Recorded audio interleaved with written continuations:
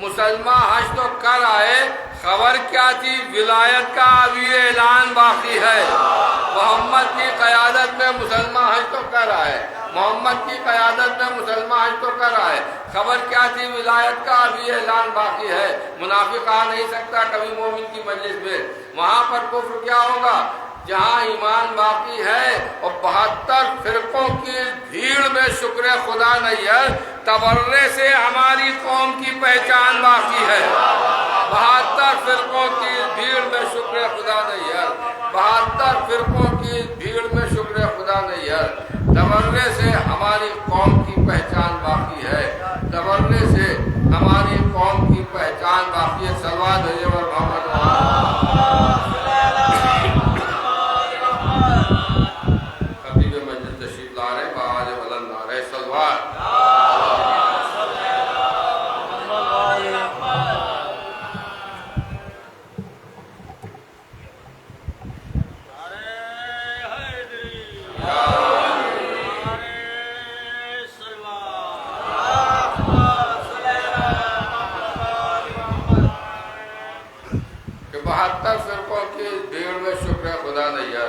تبرے سے ہماری قوم کی پہچان باقی ہے۔ بس ایک مطلب کہ شعر مزار والے کہ 72 فرقوں کی بھیڑ میں شکر خدا نہیں ہے، تبرے سے ہماری قوم کی پہچان باقی ہے۔ حیدر کی بات جس کی ہر ایک بات میں رہے، پھر کیوں نہ وہ حصار عبادات میں رہے۔ حیدر کی بات جس کی ہر ایک بات میں رہے، پھر کیوں نہ وہ حصار عبادات میں رہے۔ جب تک میں سوچتا رہا مدح علی میں شعر، جگنوں سے اتنی دیر خیالات میں رہے۔ جب تک میں سوچتا رہا مدح علی میں شعر، جگنوں سے اتنی دیر خیالات میں رہے۔ جس کو طواف روضہ سرور نصیب ہو، ممکن نہیں وہ گردش حالات میں رہے۔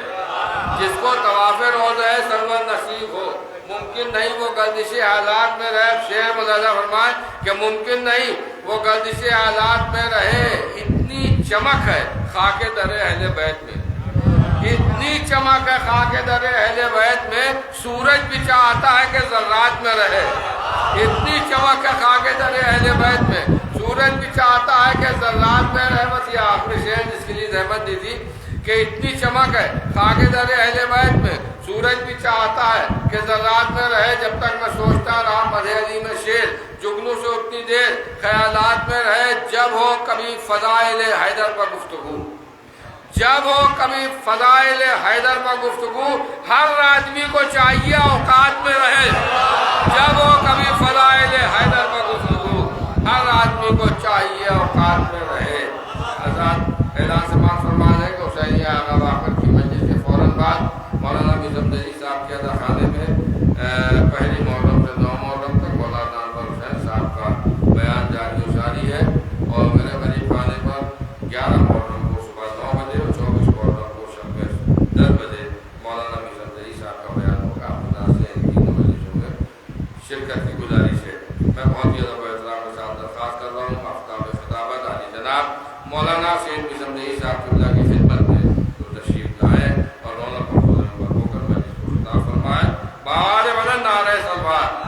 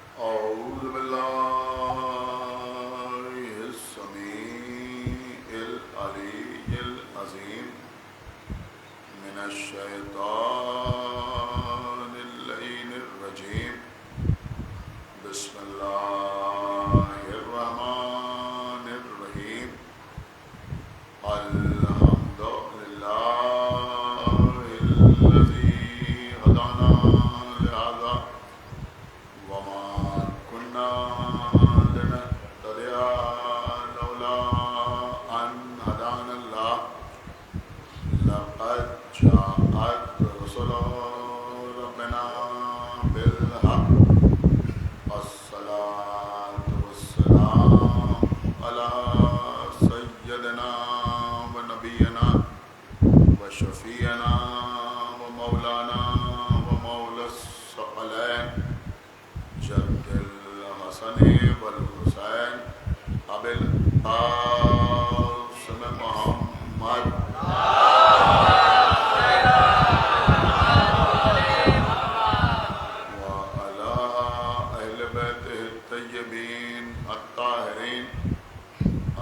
المعصومين المظلومين المنتخبين المنتجبين الذين أذهب الله عنهم الرجس وطهرهم تطهيرا.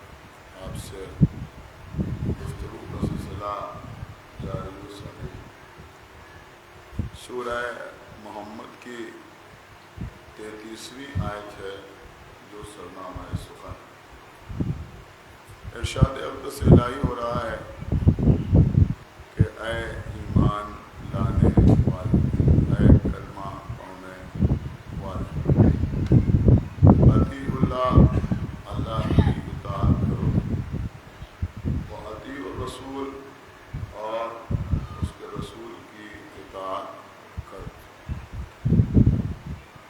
اس کا فائدہ تمہیں یہ ملے گا کہ تمہارے اعمال باطل نہ ہو، ولا تبطلوا اعمالکم، یعنی اپنے اعمال کو باطل نہ کرو۔ اس کا مطلب یہ ہوا کہ عبادتوں کی جو اصل ہے وہ اللہ اور اس کے رسول کی اطاعت۔ اگر کوئی زندگی بھر نماز پڑھے، روزہ رکھے، حج کرے، ظاہری ارکان کو ادا کرتا رہے، لیکن اللہ اور اس کے رسول کی اطاعت کی منزل میں ثابت قدم نہ رہے، تو اس کا سجدہ ٹکر کہلائے گا، اس کا روزہ فاقہ کہلائے گا، اس کا طواف مقدر کا چکر کہلائے گا۔ عبادت کو عبادت بنائے رکھنے کے لیے ضروری ہے کہ ہم ہر قدم پر اللہ اور اس کے رسول کی اطاعت کریں۔ قبلہ اللہ نے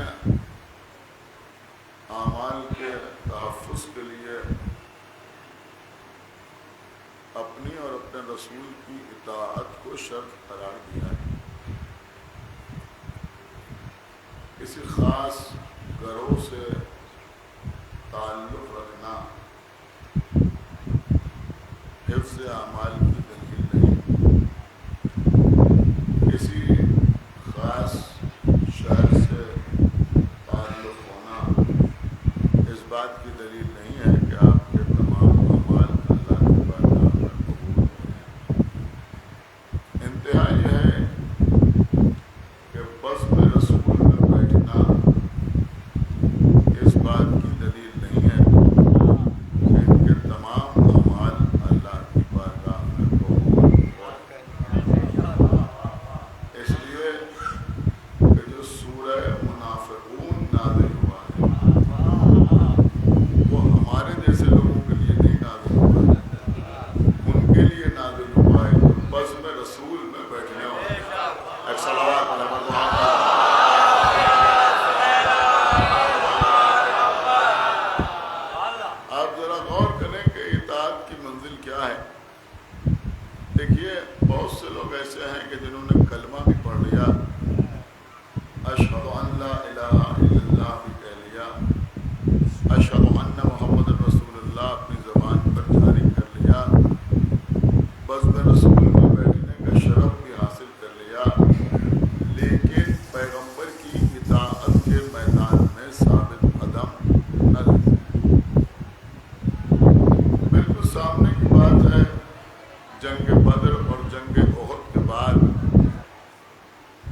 ابو سفیان نے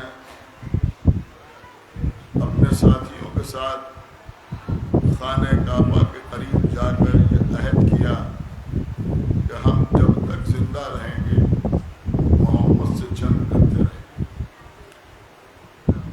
تقریباً 1000 افراد کا لشکر تیار ہو گیا، لیکن پھر اس پر بھی انہیں سکون نہ ملا۔ جو ان کے حلیف قبیلے تھے، یہ جملہ آپ اکثر سنتے رہتے ہیں، حلیف۔ دیکھیے حلیف کا لفظ جو ہے یہ حلف سے بنا۔ حلف کا مطلب ہوتا ہے قسم کھانا، حلف کا مطلب ہوتا ہے، میں بچوں کے لیے عرض کر دوں، سوئرین کرنا۔ حلف کا مطلب ہوتا ہے شپت لینا۔ ایک صلوات پڑھیں۔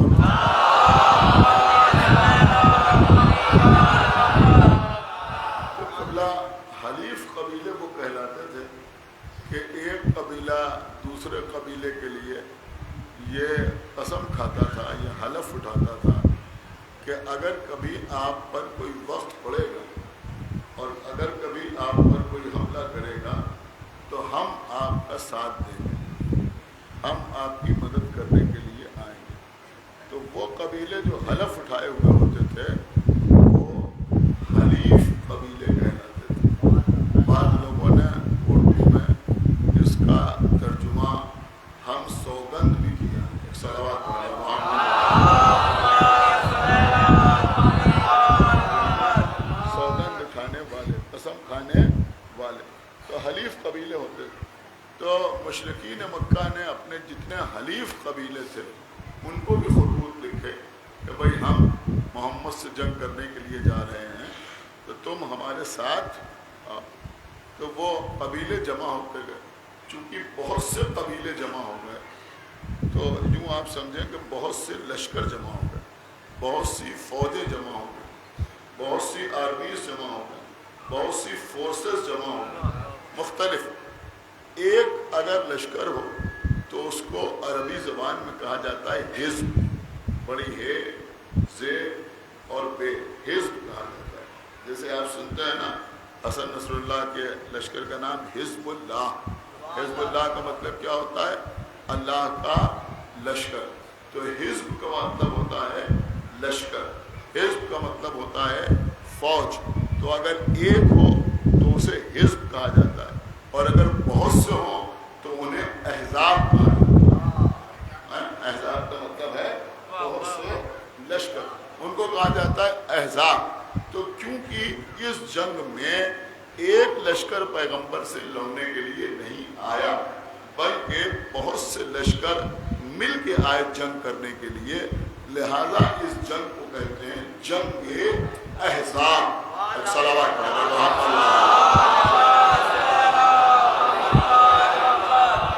عزیزوں، آج کل جو لوگ یہ کہتے ہیں اور کچھ لوگوں کے دماغ میں یہ بات ہے کہ بھائی مجلسوں میں جنگ بیان نہیں ہونا چاہیے، جنگ بیان کرنے سے کیا فائدہ؟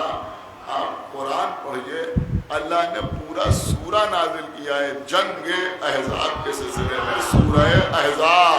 ایک صلوات پڑھیں محمد۔ یہ بڑا امپورٹنٹ سورہ ہے اور ہمارے لیے یہ سورہ اس لیے بہت زیادہ امپورٹنٹ ہے اور اہمیت کا حامل ہے کہ اسی سورے میں آیہ تطہیر بھی ہے۔ اس کی تلاوت آپ کرتے رہتے ہیں۔ اسی سورے میں اور بھی بہت سی خاص آیتیں موجود ہیں، لیکن اس کو سورہ احزاب اس لیے کہا جاتا ہے کہ سورے میں اللہ نے کچھ آیتوں میں جنگ خندق کو بیان کیا ہے۔ تو جنگ خندقی کو جنگ احزاب کہتے ہیں، اصل میں نام ہے جنگ احزاب۔ اب خندق کو کہتے ہیں یہ بھی میں بھی آپ کی خدمت میں عرض کر رہا ہوں۔ تو اس جنگ میں مشرکین مکہ ابو سفیان کی سرداری میں، معاویہ کے باپ کی سرداری میں، یزید کے دادا کی سرداری میں پیغمبر سے لڑنے کے لیے آئے تو ایک لشکر نہیں آیا، بہت سے لشکر مل گیا، بہت سے لشکر مل گیا۔ جیسے آپ سنتے ہیں نا کہ ملٹی نیشنل فورسز، تو بالکل یہی مسئلہ تھا کہ بہت سے قبیلے اور بہت سے لشکر ایک ساتھ ہو گئے اسلام کے خلاف. یا اگر آپ کچھ لطف حاصل کرنا چاہیں تو میں آپ کی خدمت میں عرض کروں کہ محمد کے خلاف لوگوں نے اجماع کر لی اور اجتماعی طور پر جنگ کرنے کے لیے آئے. اب جب اتنا بڑا لشکر پیغمبر کے سامنے آیا جس کی تعداد تقریباً 10,000 تھی, 10,000 کا لشکر کم نہیں ہوتا اور پیغمبر کے سپاہیوں کی تعداد بہت کم تھی, تو پیغمبر کو جب خبر ملی کہ اتنا بڑا لشکر ہم سے جنگ کرنے کے لیے آ رہا ہے تو پیغمبر نے اپنے اصحاب کے سامنے یہ مسئلہ بیان کیا. تو جناب سلمان فارسی نے یہ مشورہ دیا کہ ہمارے یہاں فارس میں یعنی ایران میں ایسا ہوتا ہے کہ اگر ہم سے کسی کی جنگ ہوتی ہے اور آنے والا لشکر بڑا ہوتا ہے, ہمارے یہاں سپاہیوں کی تعداد کم ہوتی ہے, تو ہم اپنی خیمہ گاہ کے چاروں طرف ایک خندق کھود دیتے ہیں, ایک گڑھا کھود دیتے ہیں اور اس میں آگ روشن کر دیتے ہیں. سمجھ رہے ہیں, اس میں آگ روشن کر دیتے ہیں. تو یہ خندق جو ہے یہ سپاہیوں کی کمی کو پورا کر دیتی ہے اور ہم محفوظ رہتے ہیں. تو پیغمبر نے سلمان کے اس مشورے کو قبول فرمایا اور کہا ٹھیک ہے خندق کھودی جائے. اب خندق کھودی جانے لگی. اب جو عزیزوں خندق کھودی جانے لگی تو اس خندق کھودنے میں تمام کے تمام صحابہ شامل رہے. سب نے مل کے خندق کھودی, سب نے مل کے خندق کھودی. لیکن تاریخ طبری میں اور دیگر تاریخوں میں ملتا ہے کہ جتنی دیر میں لوگ ایک ہاتھ خندق کھودتے تھے جناب سلمان فارسی 10 ہاتھ خندق کھودتے تھے. جبکہ سلمان فارسی بوڑھے تھے, جناب سلمان فارسی جوان نہیں تھے, لیکن جناب سلمان فارسی 10 ہاتھ خندق کھودتے تھے. دیکھیے ایک بات یہ بھی سمجھ میں آئی کہ جو حقیقت میں صاحب ایمان ہوتا ہے وہ خالی زبان سے مشورہ دے کے بیٹھ نہیں جاتا. ایک صلوات پڑھے محمد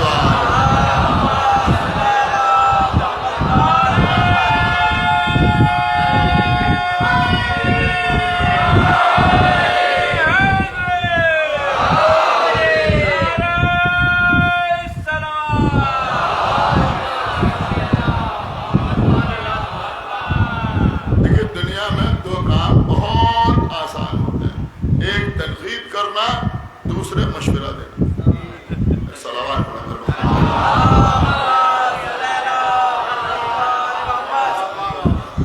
ایک تو تنقید کرنا, آپ مجلس میں آئے, مجلس سنی, ایسا نہیں ہونا چاہیے, ایسا نہیں ہونا چاہیے, آپ جلوس میں گئے, یہ نہیں ہونا چاہیے, وہ نہیں ہونا چاہیے. یہ زبان ہلانا نہایت آسان کا, کسی بات کے اوپر بھی تنقید کر دینا بہت آسان ہے. لیکن میں آپ کی خدمت میں عرض کر رہا ہوں, ہاتھ جوڑ کے عرض کر رہا ہوں کہ کسی بات پہ آپ تنقید کریں. دیکھیے عزیزو, ہمارا مزاج کوئی حجت نہیں ہے, ہماری طبیعت جو ہے وہ کوئی حجت نہیں ہے. اب شاید غور نہیں کر رہا میں کیا عرض کر رہا ہوں. اگر مثلا کھانے میں کوئی چیز ہمیں اچھی نہیں لگتی تو ٹھیک ہے, ہمیں اچھی نہیں لگتی, لیکن اگر اللہ اور رسول نے اسے حلال کیا ہے تو وہ حلال ہی رہے گی, حرام نہیں رہے گی. ایک صلوات پڑھے محمد.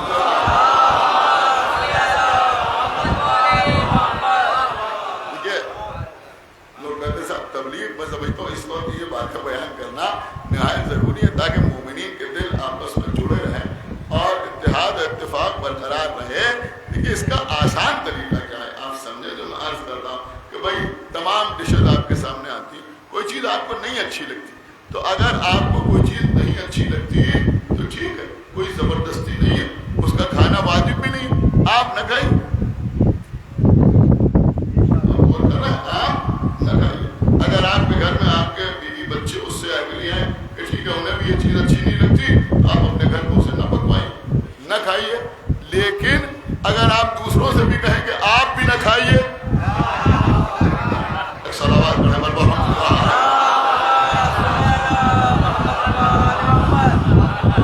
تو سارا فساد اسی سے پیدا ہوتا ہے. بس میں نے بات کو تمام کیا. اگر آپ کی سمجھ میں کوئی بات نہیں آ رہی ہے تو ٹھیک ہے بھائی, آپ اپنے گھر میں وہ کام نہ کیجیے, کوئی زبردستی نہیں ہے. آپ کی سمجھ میں آتا ہے کہ یہ تبرک نہیں تقسیم ہونا چاہیے، آپ اپنے گھر کی مجلس میں نہ پائیے. ایک صلوات پر ہمارے محمد آپ کی سمجھ میں آ رہا ہے کہ مجلسوں پر زیادہ خرچ نہیں ہونا چاہیے، آپ اپنے گھر میں خرچ نہ کیجیے، کوئی مسئلہ نہیں ہے. کوئی آپ کے گھر میں جا کے زبردستی تھوڑی رقم نکالے لے رہا ہے کہ نہیں آپ خرچ کیجیے مجلس امام حسین پر. اما یہ مظلوم کی مجلس ہے، جس کو 1000 بار غرض ہو وہ خرچ کرے. ایک صلوات پڑھیں محمد وآلہ.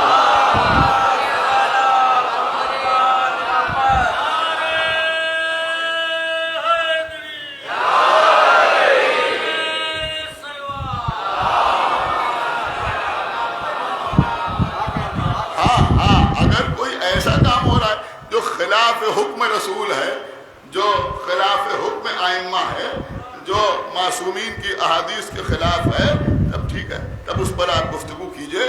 لیکن اس پر بھی گفتگو جو کیجئے تو عوام کے درمیان نہ کیجئے، پہلے پڑھے لکھے لوگوں کے درمیان بات کیجئے اور اس کے بعد ایک لائے عمل بنائیے اور پھر آگے بڑھیے. ایک صلوات پڑھیں بر محمد وآلہ. اسی طرح سے رائے دینے والا مسئلہ ہے کہ رائے دینا نہایت آسان ہے، نہایت آسان. آپ ایسا کر لیجئے، ایسا کر لیجئے، ایسا کر لیجئے، ایسا کر لیجئے، لیکن رائے اسی بات کی دیجئے کہ جس پر آپ خود بھی عمل کر سکتے ہو.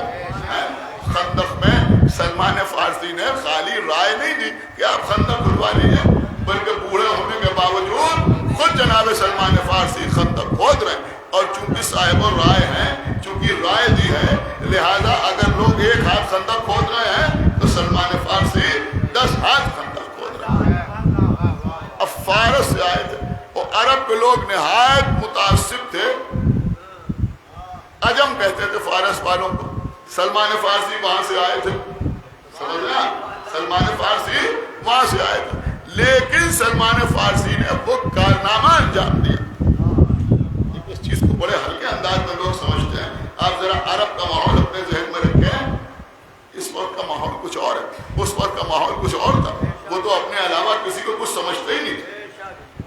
اور ابھی بھی آپ جائیں تو کچھ آپ کو اس مزاج کا تھوڑا تھوڑا اندازہ ہوگا کہ وہ اپنے علاوہ کسی کی کوئی حیثیت نہیں سمجھتے. ایران والوں کو، یعنی جو غیر عرب تھے، چاہے وہ ایران کے ہو یا کہیں کے بھی ہو، ان کو عجم کہتے تھے. عجم کا مطلب ہوتا ہے گونگا. وہ سمجھتے تھے بولنا تو ہم ہی جانتے ہیں، ہمارے علاوہ کون بولنا جانتا ہے، لہذا وہ ان کو عجم کہتے تھے. تو جناب سلمان فارسی بھی فارس سے آئے تھے. تو جب فارس سے آئے تھے تو ایسے لوگ کہ جن کو قبیلوں پر ناز تھا، اتنا بڑا ہمارا قبیلہ ہے، خاندانوں پر ناز تھا، ہمارے دادا یہ تھے، ہمارے باپ یہ تھے، اور ہمارے چچا یہ تھے، اور ہمارے پردادا یہ تھے، اور 7 پشتوں سے ہمارے خاندان میں سرداری چلی آ رہی ہے. سمجھ رہے آپ؟ تو ایسے ایسے لوگ، اب ان کو سلمان فارسی کیا برداشت ہوتے کہ یہ فارس سے آ گئے ہیں اور انہوں نے اسلام قبول کر لیا ہے. لیکن پیغمبر اسلام نے بتایا کہ دیکھو یہاں عظمت، عزت، تعظیم، تقریب، اس کا معیار خانوادے نہیں ہے، بلکہ اس کا معیار ہے تقوی. سمجھ رہے آپ؟ اس کا معیار ہے تقوی. واقعہ موجود ہے کہ جناب سلمان فارسی پیغمبر کے پہلو میں بیٹھے ہوئے ہیں، خاندانی وجاہت کے زوم میں ایک عرب آیا، اور آنے کے بعد اس نے جناب سلمان فارسی سے کہا اے فارس کے رہنے والے ہٹو، اور اس کے بعد جناب سلمان فارسی کو ہٹایا، اور ہٹانے کے بعد خود پیغمبر کے پاس بیٹھ گیا. بس جیسے ہی بیٹھا، ایک مرتبہ پیغمبر نے غضبناک نگاہ اس کے چہرے پر ڈالی اور اس کے بعد کہا اٹھ. ایک صلوات پڑھا محمد وآلہ.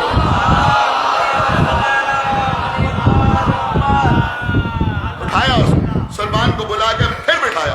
پیغمبر نے فرمایا دیکھو آئندہ سے کوئی ایسی حرکت نہ کرے، مجھے گوارا نہیں ہے کہ کوئی سلمان کی جگہ بیٹھ جائے. اب آپ مجھے بتائیں کہ جب اللہ کے رسول کو یہ گوارا نہیں ہے کہ کوئی سلمان کی جگہ بیٹھ جائے، تو اگر کوئی کل ایمان کی جگہ بیٹھ جائے. ایک صلوات پڑھا محمد وآلہ.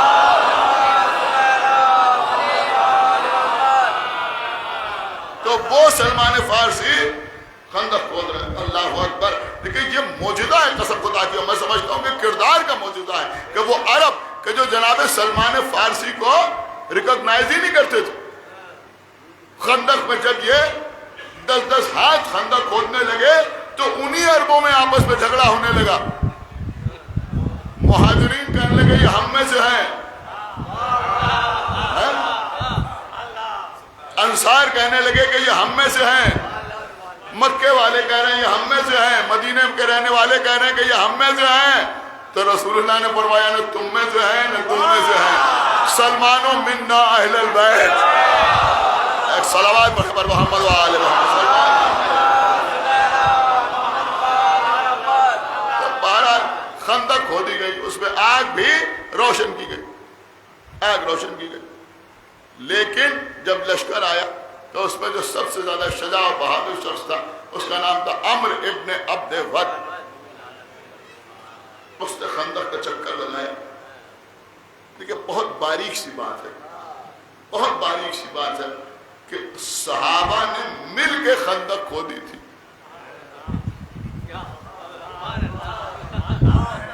سارے صحابہ نے مل کے اجماع کے ساتھ خندق کھودی تھی. ایک جگہ پر تھوڑی سی کمی رہ گئی, تھوڑی سی کمی رہ گئی. اس کا مطلب یہ ہوا کہ اگر سارے صحابہ مل کے بھی کوئی کام کریں تو اس میں پرفیکشن نہیں ہوتا. ایک جگہ پر تھوڑی سی کمی رہ گئی, وہیں سے اس نے خندق کو عبور کر لیا. عمرو بن عبد ود نے گھوڑے کو جل دیا, گھوڑا ادھر سے ادھر پیغمبر کے خیمے کے قریب آیا. آنے کے بعد اپنا نیزہ پیغمبر کے خیمے میں چبویا اور چبونے کے بعد کہا آؤ میرے مقابلے پر آؤ, اگر میرے ہاتھوں سے قتل ہو جاؤ گے تو شہید ہو جاؤ, اور اگر مجھے قتل کر دو گے تو غازی کہلاؤ گے. یوں بھی جنت اور یوں بھی جنت تمہارے حوالے, آؤ میرے مقابلے پر. اب وہ ادھر سے پکار رہا ہے, ادھر پیغمبر اپنے صحابہ سے کیا کہہ رہے ہیں, جاؤ اس کے مقابلے پر, جاؤ اس کے مقابلے پر. شاید اب یہ مجمع خاموش نہ رہے, یہاں پیغمبر کہہ رہے ہیں جاؤ, شاید سن نہیں رہے, یہاں پیغمبر کہہ رہے ہیں جاؤ. کوئی صحابی جانے کے لیے تیار نہیں ہے. احد میں پہاڑی کی طرف دیکھ کے کہہ رہے ہیں آؤ. ایک صلوات پڑھے پر محمد.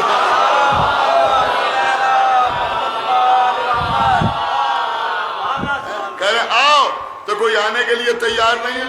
اس کا مطلب یہ ہوا کہ کلمہ تو پڑھ لیا, بزم میں تو بیٹھ گئے, لیکن اطاعت کی منزل میں ثابت قدم نہیں. پیغمبر کہہ رہے ہیں جاؤ تو جانے کے لیے تیار نہیں, پیغمبر کہہ رہے ہیں آؤ تو آنے کے لیے تیار نہیں. اس کا مطلب یہ ہوا کہ اطاعت نہیں. سب کچھ ہے مگر اطاعت نہیں, اور اگر اطاعت نہیں ہے تو پھر قرآن کی آیت ہمارے سامنے وَلَا تُبْطِلُوا أَعْمَالَكُمْ, اگر اطاعت کرو گے تو اعمال باطل ہونے سے بچیں گے, اور اگر اطاعت نہ کرو گے تو پھر اعمال باطل ہونے سے نہ بچیں گے. اور پھر پیغمبر کہہ بھی کیا رہے ہیں, پیغمبر کہہ رہے ہیں جاؤ اس کے مقابلے پر. جو آج اس کے مقابلے پر جائے گا وہی میرا بھائی ہوگا, وہی میرا وصی ہوگا, وہی میرا وارث ہوگا, وہی میرا خلیفہ ہوگا. یعنی قبلہ انتہا تو یہ ہے کہ پیغمبر یہ کہہ رہے ہیں وہی میرا خلیفہ ہوگا. اب خلیفہ کب ہوگا, پیغمبر کے بعد زندہ رہے گا تبھی تو خلیفہ ہوگا. یعنی اللہ کے رسول زندگی کی ضمانت لے رہے ہیں, لیکن اس کے باوجود بھی کوئی جانے کے لیے تیار نہیں. زندگی کی ضمانت لے رہے ہیں پھر بھی کوئی جانے کے لیے تیار نہیں. جاؤ اس کے مقابلے پر, جو جائے گا وہی میرا خلیفہ ہوگا, وہی میرا وارث ہوگا, تب بھی کوئی جانے کے لیے تیار نہیں ہے. تو اب سمجھ میں آیا کہ ان کا نہ جانا صرف ان کی بزدلی کی نشانی نہیں ہے, بلکہ پیغمبر کے قول پر عدم اعتماد کی دلیل کہ پیغمبر کے قول پر اعتماد ہی نہیں ہے, یقین ہی نہیں ہے. پیغمبر کہہ رہے ہیں جو اس کے مقابلے میں جائے گا وہی میرا خلیفہ ہوگا.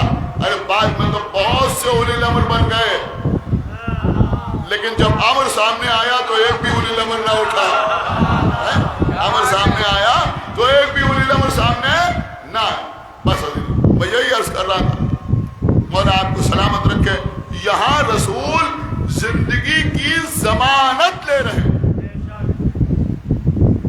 زندگی کی ضمانت لے رہے ہیں، لیکن کوئی جانے کے لیے تیار نہیں ہے۔ اور کربلا میں آقا حسین فہرست شہداء سنا رہے ہیں۔ دونوں میں فرق ہے یا نہیں؟ یہاں زندگی کی ضمانت دی جا رہی اور کربلا میں بتایا جا رہا ہے کہ کل تم مارے جاؤ گے، کل تم قتل کیے جاؤ گے، لیکن وہاں حوصلوں میں کوئی کمی نہیں ہے۔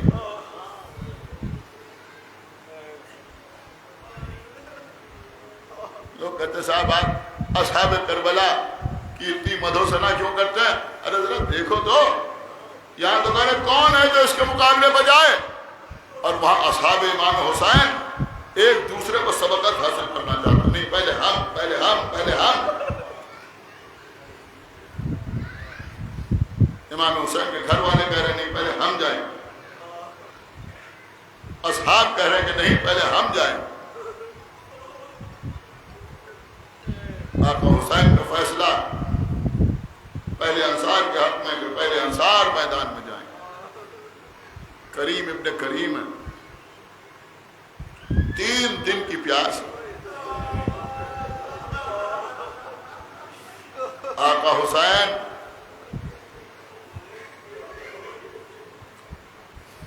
چاہتے ہیں کہ جو جتنا پہلے شہید ہو جائے گا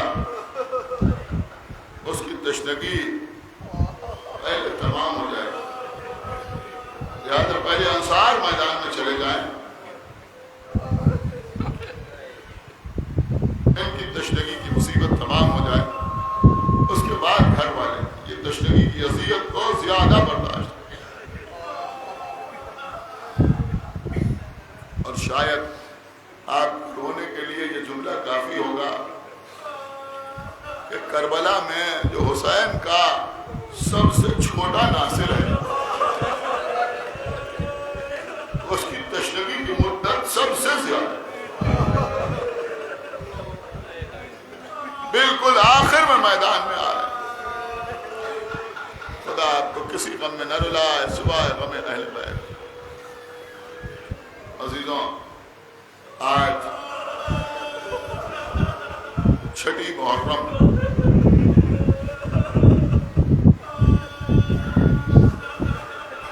ہم نے رونے کے لیے، گریہ کرنے کے لیے دن بانٹ لیے۔ آج محمد کے مسائل، آج 6 مہینے کے لیے اصغر کی شہادت، آج جناب قاسم کی پامالی، آج حضرت عباس کے بازو کٹنا، آج آقا حسین کا واقعہ شہادت۔ کیوں؟ اس لیے کہ ایک ہی دن میں سب پر کیسے گریہ کر، لہذا ہم نے دن بانٹ لیے۔ لیکن کیا آپ کو معلوم ہے کہ ہم نے 2 دن بانٹ لیے، ایک دن میں سب پر کیسے روئیں،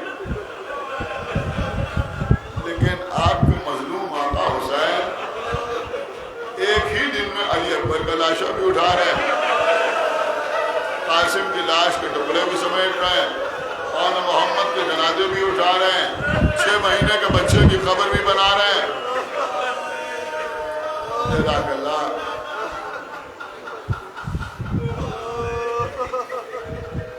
عزیزوں، ذاکرین جو مجلس پڑھتے ہیں اس میں بہت سی باتیں ایسی بیان ہوتی ہیں کہ جو بزرگ ذاکرین سے سنی ہوئی ہوتی ہے۔ میں نے کسی کتاب میں یہ واقعہ نہیں دیکھا، لیکن مستند بزرگ ذاکرین سے سنا ہے کہ ایک ذاکر حسین تھے، مصائب پڑھنے میں مشہور تھے، ہر مجلس میں شہزادے علی اکبر کے مصائب پڑھتے۔ دیکھیے، میں کسی کو کچھ پڑھنے سے روک نہیں رہا، کوئی بھی نوحہ آپ کسی بھی مجلس میں پڑھ سکتے ہیں، میں بالکل روک نہیں رہا، لیکن قبلہ یہ واقعہ سنیے۔ سب میرے کہنے کا مقصد یہ ہے کہ بہت زیادہ پردرد نوحے ہیں، ان کو پڑھنے سے پہلے تھوڑا سا یہ دیکھ لیجئے کہ لوگ متوجہ ہیں یا نہیں۔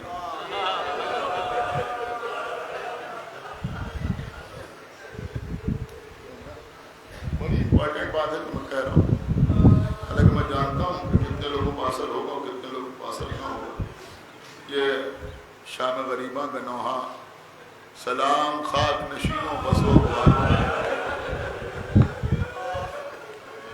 غریب دیتے ہیں پرساد تمہارے پیاروں کا۔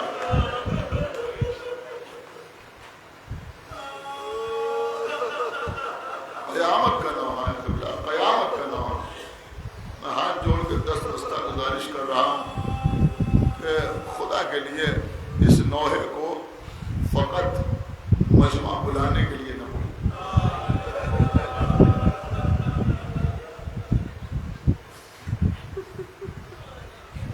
آپ نہیں سمجھ، فقط مجمع بلانے کے لیے نہ پڑھو۔ جب لوگ آمادہ ہوں رونے کے لیے، کریا کرنے کے لیے، تب اس نوحے کو پڑھیں۔ اسی طرح کے اور بھی نوحے ہیں۔ تو عزیزوں، بہرحال واقعہ ہے کہ ایک ذاکر تھے جو ہر مجلس میں شہزادے علی اکبر کے مسائل پڑھتے، بے پناہ محبت تھی شہزادے سے تو پڑھتے۔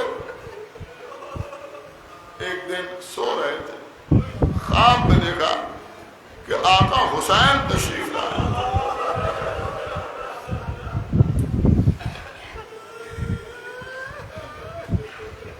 اور ان سے کہہ رہے ہیں کہ تو میرا ذاکر ہے،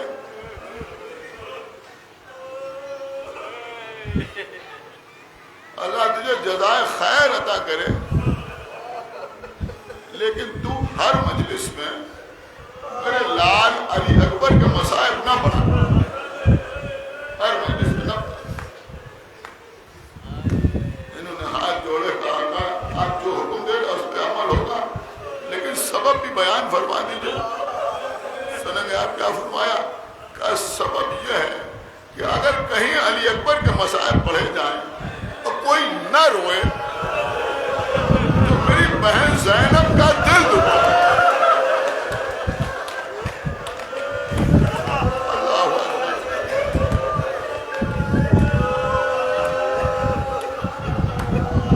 اس لیے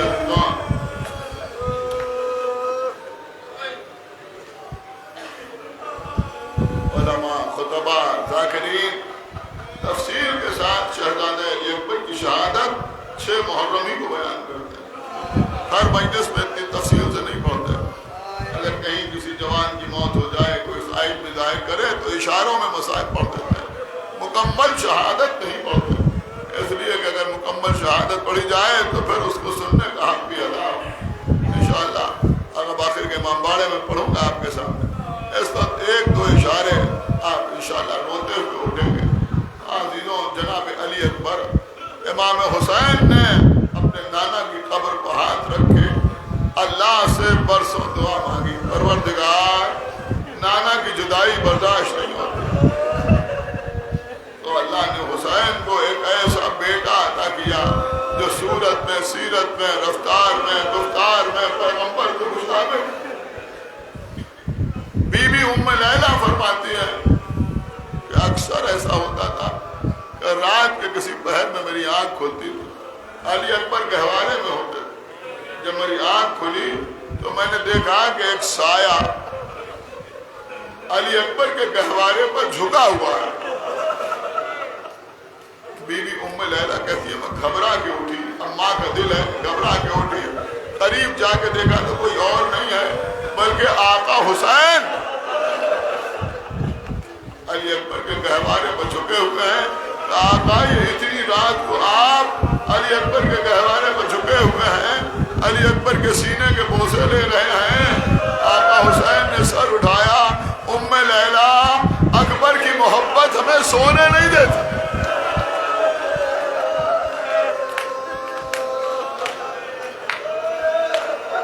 رو لیجیے عزیزوں، آج حسین کے 18 برس کے لال کا ماتم۔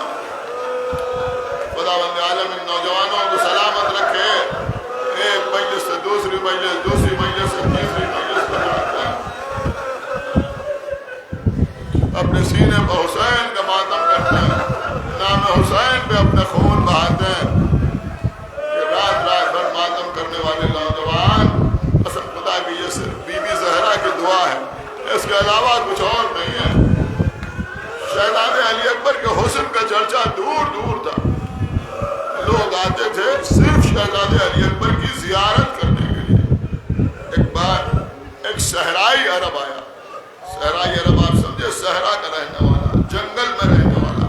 اب جو لوگ جنگل میں رہتے ہیں ان کے دل ذرا سخت ہوتے ہیں، یعنی شہر کے رہنے والے لوگوں کی طرح نرم دل نہیں ہوتے، تھوڑا سخت دل کے ہوتے ہیں جو لوگ جنگلوں میں رہتے ہیں، جو صحرائی کہلاتے ہیں۔ تو یہ بدو عرب بھی کہلاتے تھے، تو صحرائی عرب تھا، وہ آیا امام حسین علیہ السلام کے پاس مسجد نبوی میں داخل ہوا۔ آقا حسین تشریف فرما تھے۔ آنے کے بعد اس نے کہا آقا میں نے آپ کے بیٹے کا بڑا شہرہ سنا، میں زیارت کرنا چاہتا ہوں۔ آواز دیا آقا حسین نے، شہزادے علی اکبر آئے، آ کے اپنے بابا کے پیچھے کھڑے ہو، اس نے سر اٹھایا، علی اکبر کا چہرہ دیکھا، دیکھتا رہا دیکھتا رہا دیکھتا رہا، صلوات پڑھتا رہا، علی اکبر کا چہرہ دیکھتا رہا۔ کافی دیر چہرہ دیکھنے کے بعد کہتا ہے آقا حسین میں نے سنا ہے کہ اگر آپ کے در پر کوئی سوال کرنے کے لیے آتا ہے تو آپ اسے خالی ہاتھ واپس نہیں کرتے، کہ بے شک اللہ نے ہمیں یہ شرف بخشا ہے، اگر مناسب ہوتا ہے تو ہم کسی سائل کو خالی ہاتھ واپس نہیں کرتے۔ اس نے کہا کہ میں نے سنا ہے آپ نے راہب کو 7 بیٹے عطا کیے، اس کے مقدر میں نہیں تھا مگر آپ نے عطا کیے، مقدر بدل دیا، تقدیر تبدیل کر دی۔ کا بے شک آقا مجھے بھی آپ سے گزارش کرنا ہے۔ کہ کیا؟ کہ آقا مجھے 7 بیٹے نہیں چاہیے، یا پھر کہ 1 بیٹا چاہیے، لیکن آپ کے لال علی اکبر جیسا بیٹا چاہیے۔ بس یہ سننا تھا کہ آقا حسین خاموش ہو گئے، خاموش ہو گئے آقا حسین۔ اس نے کہا آقا میں نے سوال کیا، آپ نے کوئی جواب نہیں دیا۔ امام نے فرمایا بھائی پہلے تو میرے 2 سوالوں کا جواب دے دے۔ اس نے کہا آقا کیا سوال ہے؟ کہا پہلا سوال تو یہ ہے کہ اگر اللہ تجھے کبھی کوئی ایسا بیٹا عطا کر دے اور وہ بیٹا کبھی تجھ سے کچھ مانگے تو کیا کرے گا؟ کچھ بھی مانگے تو تو کیا کرے گا؟ اس نے کہا اگر ایسا بیٹا مجھ سے کچھ مانگے تو میں جان بیچ دوں گا، لیکن ایسے بیٹے کی فرمائش ضرور پوری کروں گا۔ ایک اور سوال ہے کہ کیا؟ کہا اگر تو اپنے اس بیٹے کے ساتھ کہیں جا رہا اور اس بیٹے کے پیر میں کانٹا چبھ جائے تو تو کیا کرے گا؟ اس نے کہا آقا میں اپنی آنکھ میں کانٹا برداشت کر لوں گا، لیکن ایسے بیٹے کے پاؤں میں کانٹا برداشت نہ کر سکوں گا۔ امام حسین نے فرمایا بھائی پھر تو ایسے بیٹے کا حقدار نہیں ہے، اس لیے کہ تو کہہ رہا ہے کہ میں ایسے بیٹے کی ہر خواہش پوری کروں گا۔ میرا یہ بیٹا کربلا کے میدان میں مجھ سے کوئی بڑی چیز نہیں مانگے گا، صرف پانی مانگے گا، پانی، مگر میں اپنے بیٹے کو پانی نہ پلا پاؤں گا۔ تو نے کہا کہ میں ایسے بیٹے کے پیر میں کانٹا برداشت نہیں کر سکتا،